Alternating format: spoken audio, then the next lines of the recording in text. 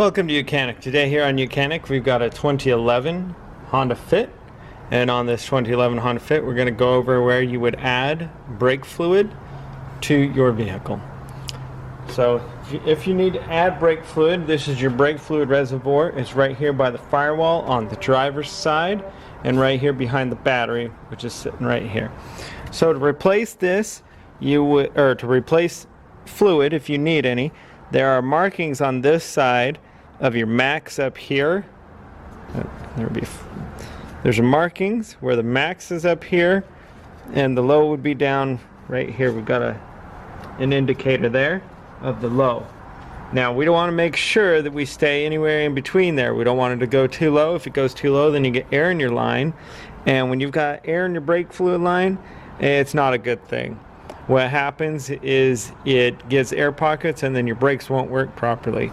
So we want to make sure that you take care of this. Now you would go ahead and add fluid, and the reason this is going to go low is because, say, maybe your brakes need to be changed or there is a leak. Pretty much it's a closed system, so it shouldn't be going down, except by the fact that when your calipers push out, or when your calipers keep on pushing in to use your brakes and your brakes wear, they're gonna take up some of this fluid. So partially an indicator that your brakes are getting close to being worn, or you do have a leak. So the way you would put it in, I'm going to clean this cap off as good as you can. Undo the cap, pour your brake fluid in there. This says to put some .3 or 4 brake fluid in there.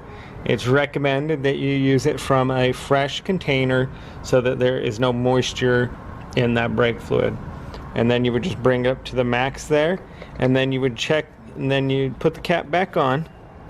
But you also, down the road, if you gotta fill this, you would check it, and if it's low, then you're gonna want to be looking around your brake system to make sure that you don't have a leak somewhere, because this really shouldn't go very much.